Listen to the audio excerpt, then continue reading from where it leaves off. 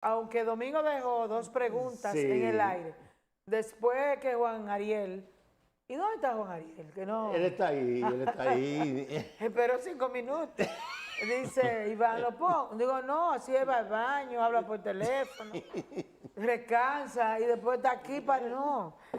Juan Ariel, Sí, teníamos, espérate. Yo voy a hacer esta pregunta igual que tú en el aire, después que tú termines, que él me diga. En- como que me aclare más el asunto, como quiero mañana que le aclare una cosa, el asunto de la tasa de 3 puntos. Vuelvo y repito, yo no tengo dinero a plazo fijo, no, ni voy a poner. Posiblemente mejor cojo préstamo. Entonces es mucho que tengo que pero pagar tú por lo los quieres antes préstamos. de o después de. No, después que te Ah, conteste ok. a ti. Juan Ariel, esa situación de que el encargado o el director de presupuesto manifiesta que no hay dinero, que están recortando todo el presupuesto. Mientras que el ministro de Planificación y Desarrollo eh, manifiesta que aunque se están recortando, pero se le está dando dinero a los ministerios. Ese es el señor Seara Hatton, Seara quien lo Hatton. sustituyó a él en el puesto. O Sí, sea, sí, que sí. tú quieres decir que no se ponen de acuerdo, que uno dice una No, cosa, pero otro. espérate, no solamente que no se ponen de acuerdo, que Ah, todo el ese fue mundo, que sustituyó Sí, sí, a Juan Ariel. que claro. todo el Él es de mundo, aquí. El que lo relevó en el puesto. Ese no es de aquí, de Santiago. ¿Quién? no, Miguel Seara Hatton. No. que no todo de el aquí. mundo está hablando cosas diferentes y montos diferentes, porque la cantidad de obra que está el presidente también planteando que va a realizar con el presupuesto 2022, yo creo que ese presupuesto va, si es por promesa, va bien lejos. ¿Cuál es tu opinión? Varias cosas. Nosotros los economistas nos llevamos de los números. Las notas de prensa, los tweets, todo eso es narrativa. Nosotros los economistas vamos a los números y ahí vemos qué está pasando. La verdad, no ha habido tal ahorro. Cuando uno ve los números, uno se da cuenta que están pagando más contratación de servicios, más en remuneraciones, más en transferencia al sector eléctrico por déficit de las distribuidoras. En el gasto corriente han pagado más que todos los años anteriores. ¿De dónde viene este supuesto ahorro que quieren vender a la población? De que el gasto de capital, dígase, el gasto que el gobierno hace para construir obras, para reparar obras, para equipar escuelas, para equipar hospitales, está en mínimos históricos como porcentaje del PIB. El gobierno había presupuestado más de 130 mil millones de pesos para este año en gasto de capital, insisto, construcción de escuelas, carreteras, hospitales, caminos vecinales, todo eso. Pero no ha gastado ni la mitad de lo que presupuestó, que por cierto se endeudó desde inicio de año para hacerlo y no lo ha usado, o sea que estamos pagando intereses innecesariamente. Entonces, cuando se quiere hablar de ahorro sin ser verdad, eso lleva a que haya este tipo de contradicciones, porque es que están hablando de cosas que los números no los respaldan. Entonces, lo que se prometió en campaña de que iban a reducir el gasto innecesario, de que más de 130 mil millones de pesos, dice el programa de gobierno, que iban a reducir, nada de eso se ha dado y todos los que conocemos un poco de los temas presupuestarios sabíamos que eran falsas esas promesas. Entonces, ya están gobernando, ya se están dando cuenta de la realidad, de la dura realidad, y no han podido reducir. El gasto corriente, al contrario, ha aumentado. Solamente el gasto que se le envía a las distribuidoras de energía, que ha aumentado mucho la pérdida en las distribuidoras por pérdidas de eficiencia, ha hecho que el gobierno tenga que gastar mucho más. Entonces, cuando dicen que han recortado, claro, siempre da un ejemplo de recorté en esta entidad, sí, pero en otras 30 aumentaste. Entonces, digamos que en términos netos no ha habido tal ahorro y parte de lo que refleja esta inconsistencia es que han enviado un presupuesto complementario, dígase, una modificación al presupuesto de este año a menos de 2 meses de que concluye el año. Eso nunca se había visto anteriormente y es porque la ejecución del gasto, sobre todo de infraestructura, está muy caída. O sea Intentaron hacer una reforma, bueno, han intentado hacer varias reformas, no la han podido implementar. Entonces eso también complica las proyecciones de ingreso del año que viene y el mismo gobierno ha admitido de que le va a hacer adendas al presupuesto que sometieron para el 2022. o sea que esos préstamos están guardados para Sí, sacarlo claro, claro que sí. en una Sí, posible sí, reelección. sí, porque ¿qué pasa? El gobierno emitió 3.800 millones de dólares en septiembre del año pasado. No usó gran parte de esos recursos. De hecho, el gobierno terminó con exceso de dinero en la caja, por así decirlo. El mismo presidente Abinader lo reconoce en la carta que remite al Congreso cuando presenta el presupuesto de 2021. No obstante eso, el gobierno vuelve y emite 2.500 millones de dólares más en enero de este año. Pero a los pocos meses suspende los programas de ayuda social. Pero el gasto de capital está súper rezagado. ¿Qué quiere decir eso? Que se endeudaron mucho y que no lo han estado utilizando. ¿Cuál es el problema con eso? De que estamos pagando intereses que yo he estimado así, grosso modo, que son más o menos 100 millones de dólares, innecesariamente por haber emitido demasiado deuda y haber recortado los programas de ayuda social y el gasto en infraestructura. O sea que, como cuando una empresa toma préstamos para no usarlo, simplemente desperdicia el dinero. Juan Ariel, hay un tema. Tú eres un excelente expositor, un economista de fuste, pero no solamente te manejas en ese campo de la economía, tú también eres un miembro del comité político del Partido de la Liberación Dominicana PLD y sé que está al tanto de lo que ocurre a nivel nacional en materia política. En ese tenor, hay un informe de auditoría de la Cámara de Cuentas que incrimina duramente al gobierno del presidente Danilo Medina, en la persona, en este caso, de Nelson Peguero Paredes, quien fue jefe de la policía en la gestión del pasado presidente. Y por ahí, María se va, hay una situación de sometimiento en la justicia. ¿Cuál es la percepción que tú tienes como miembro del comité político de este tema y de esa auditoría particularmente, que parece ser una prueba para el caso de la operación Antipulpo?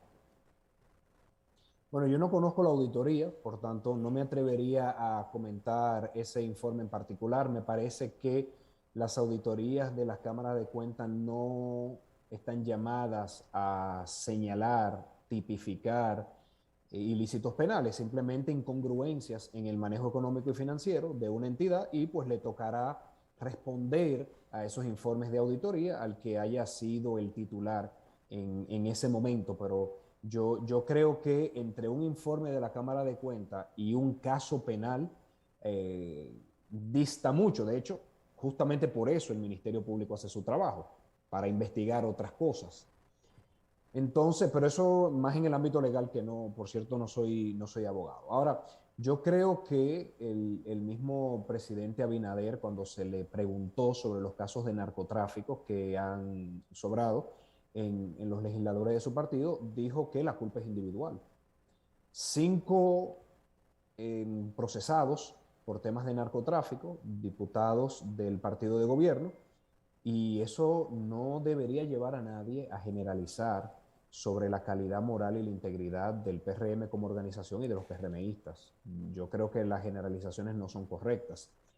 Ahora, lo que es igual no es ventaja. Tampoco un eventual caso a un antiguo funcionario público de los gobiernos del PLD, tanto la administración de Medina, la administración de Fernández o gobiernos pasados como el de Hipólito, eso no debe generalizarse al gobierno completo Ariel, ni al resto de los funcionarios. Ariel, Cada quien es responsable individual de sus actos. Ariel, escúchame, yo te hago la pregunta, no porque simplemente esa auditoría apuntale o apunte hacia un funcionario pasado, como fue el director, no, el jefe de la policía de ese entonces, no. Yo me refiero porque la parte central de la auditoría incrimina a Alexis Medina, hermano del presidente. Es hacia ahí que va dirigido el asunto. Tú oyes. Pero como tú claro, dices... Pero bien sabemos que el sistema penal en República Dominicana es público, oral y contradictorio. Sí. En contradictorio significa que quien hace la acusación, pues obviamente tiene una contrarrespuesta. Y es en esa contradicción de acusar, de la acusación y la defensa que los jueces determinan dónde está la verdad. Entonces, yo diría que tocaría al sistema del Poder Judicial determinar la culpabilidad o no. Eso es algo que no lo puede hacer un informe, eso es algo que de hecho no lo hace el Ministerio Público solo. Para eso está el Poder Judicial. Y que si el Poder Judicial determina que hubo un ilícito penal, que caiga todo el peso de la ley sobre el que tiene que caer. Juan Ariel, el presidente de la República, Luis Abinader, ha dicho que se han recuperado casi todos los empleos que se perdieron en la pandemia o algo más. Sobre todo menciona Zona Franca. ¿Qué de cierto hay de esto? Hay muchos sectores que han recuperado el empleo, pero todavía falta mucho. De hecho, para el segundo trimestre de este año, dígase abril-junio, los datos del Banco Central no solamente mostraban que faltaba más de 100.000 empleos por recuperar, sino que el salario promedio en casi todos los sectores era más bajo que previo a la pandemia. O sea, que había menos gente trabajando y ganando menos.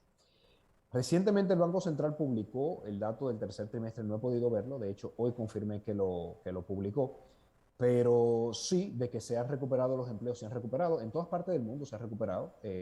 ¿Por qué? Porque en el 2020 los empleos se perdieron porque se le pidió a la gente que se quede en la casa y que no salga a trabajar y a las empresas que no operen en muchos sectores. Ya este año la economía está completamente abierta y esperamos, Dios mediante, que se mantenga así, que la variante Omicron no nos complique mucho las cosas.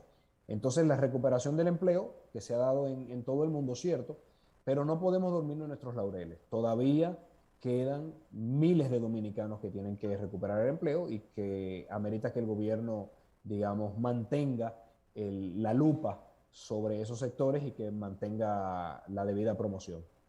Juan Ariel, por último, ya prácticamente llegando al término de nuestra entrevista, ¿cuál sería de la parte, no solamente tuya, como miembro del Partido de la Liberación Dominicana, sino como un ente social, conocedor de la economía, cuáles son los augurios de 2022 que tú entiendes que no espera?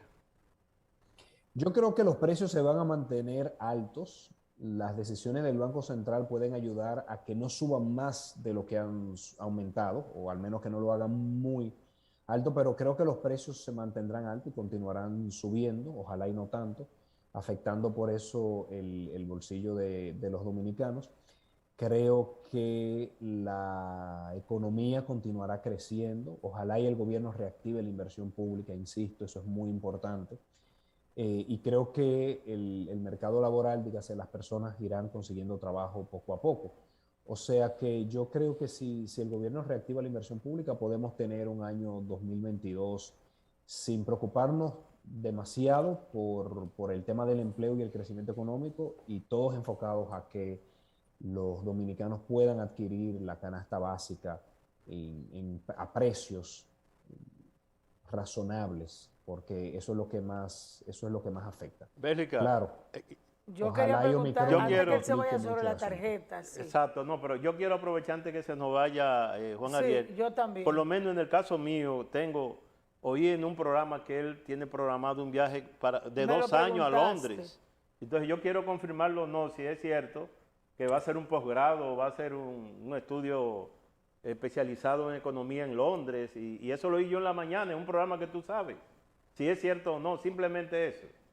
Sí, claro, le comento, no son 2 años, la mayor parte de los programas en Inglaterra de hecho duran un año. Es un programa de 9 meses que tenía pendiente realizar desde que estaba en el gobierno y obviamente por mis responsabilidades no podía realizarlo. O sea que es un programa de 9 meses y yo he estado viajando al país, empiezo a viajar cada 2 meses, o sea que estaré un tiempo aquí, de hecho ahora mismo estoy en Londres y estaré un tiempo en Santo Domingo. ¿Usted está en Londres hasta ahora? Que ya, sí, estoy aquí en Esta Londres ahora. transmisión es en Londres. ¿Qué hora es allá ahora? Oh, pero me había dicho que Las tú estabas en 3:30 de la Londres. mañana. ¿Qué hora?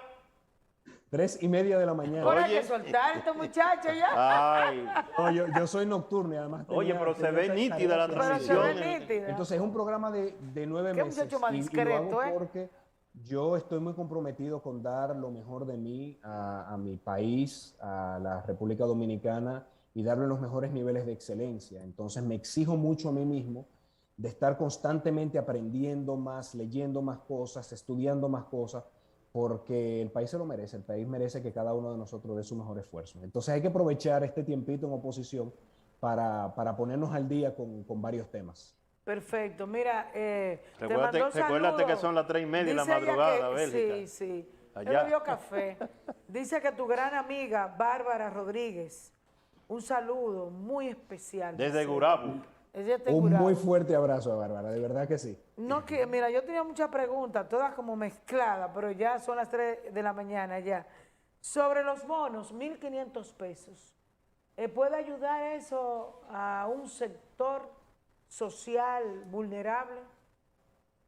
Bueno, algo hace. No es lo suficiente porque no compensa el aumento que ha tenido la canasta básica, que ya ha aumentado más de 2.600 pesos comparado a lo que se tenía, el nivel de precio que se tenía previo al COVID, pero algo ayuda definitivamente. Ahora, el gobierno debería, yo siempre he dicho, el gobierno debería mantener algunos programas de ayuda social para las miles de familias que todavía no encuentran empleo y pues en ocasiones especiales ayudar a las familias, sobre todo a las de menores ingresos, a poder manejar este aumento de los precios. De verdad que no saldría tan caro hacerlo y por la baja inversión pública que tienen y por todos los préstamos que han tomado, el dinero les sobra para hacerlo, de querer hacerlo. Sí.